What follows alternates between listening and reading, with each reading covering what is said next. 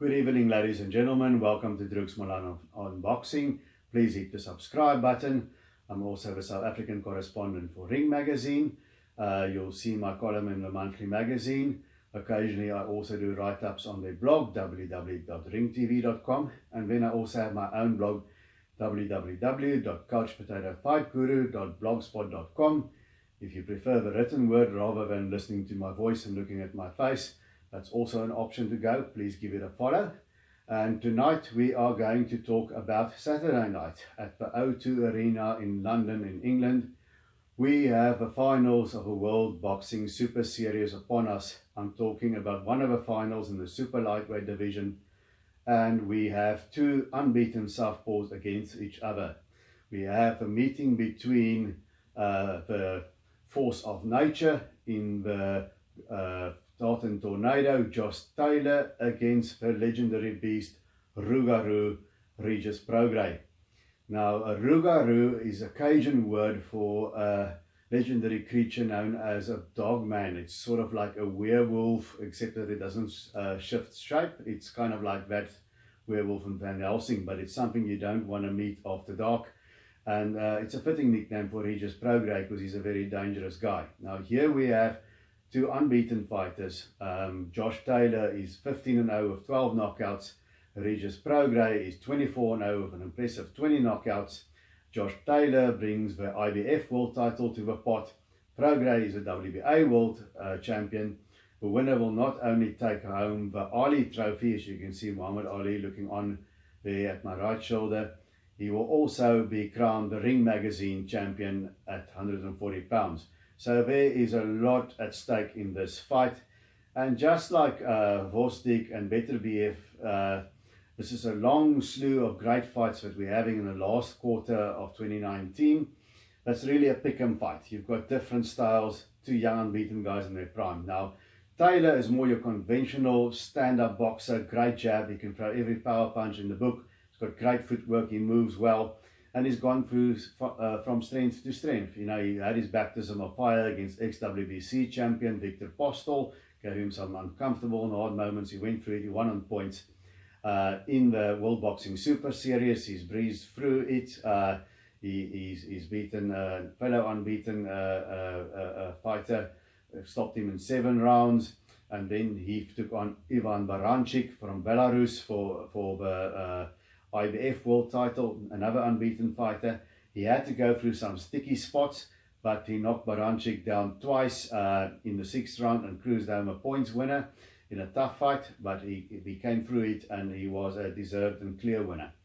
Now, Regis Prograis has also faced some good opponents, fellow young unbeaten fighters, ex-world champions like Julius Indongo, and he won the WBA title by trouncing Kirill Relik in his last fight in 6 rounds, just battered him until his corner had seen enough. And before that, he became the first man to knock down former WBO lightweight champion Terry Turbo Flanagan and won a wide points decision. At least that gave him experience to go 12 rounds. But unlike Taylor, Regis Prograis has never really had uncomfortable moments, wobbly moments, where he had to dig deep and go through it. Now, he's a more unconventional fighter. He is a counter puncher. He likes to lay back.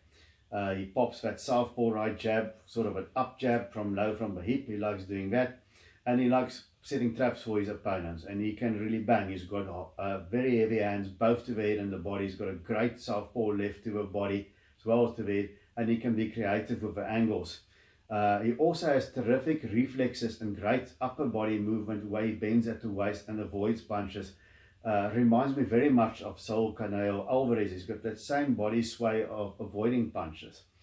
Now, he's going to be in the Lions Den at the O2 Arena. And it's going to be a question of who is going to impose their style on the fight. Because Taylor, besides home ground advantage, has got the height and the reach.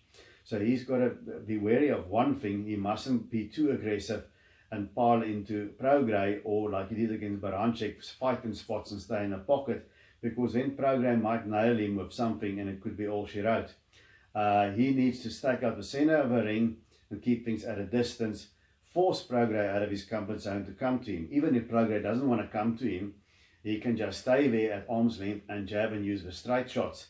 But that will take some doing. You know, here it's about getting the win, and not always about being exciting, although that also comes into play. Now, Prograis, he's the shorter guy. He's a short, squat, muscular sort of guy. He's going to have to be aggressive. If he keeps waiting and setting traps, Taylor might be very busy and he might not be so effective. I think he's going to miss a lot of shots on Prograis, but he'll look busy and he might just get the nod on the judges' cards like that. So Prograis is going to have to be a little bit more aggressive. Now, Taylor needs to stick and move and box and use the periphery of a ring, use the long shots.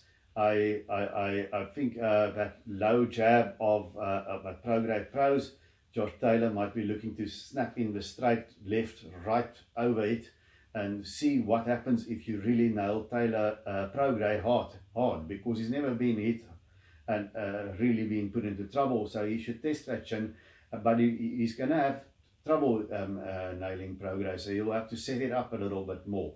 Jab to the body, straight lefts to the body, because the body is easier to hit, and then go upstairs, downstairs, while maintaining his distance, while not getting involved in protracted exchanges.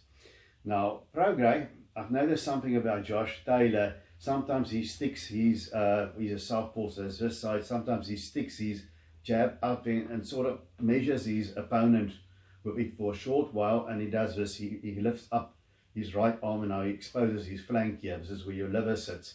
And Prograis throws a beautiful straight left to the liver. And if he, I'm sure he would have picked up on that, and he needs to watch Josh Taylor. If he does that, close the gap quickly and bang in that straight left to the liver. Be a little bit more aggressive and make Taylor uncomfortable, hitting with the hard shots, and see if he can make him wilt, because Taylor looked a little bit uneasy when Ivan Baranchyk banged away to his body, and I think Regis Prograis has got more accurate punches than Baranchyk is more of a sort of a come forward, volume punching, pressure kind of guy. So Prograis, he picks his shots very nicely. So I think that's what he needs to look for. Work for body, and try and hurt Josh Taylor somewhere. Now, this fight, who will win? It's a 50-50 fight. Everything can happen. We don't know if Prograis can take Taylor's power.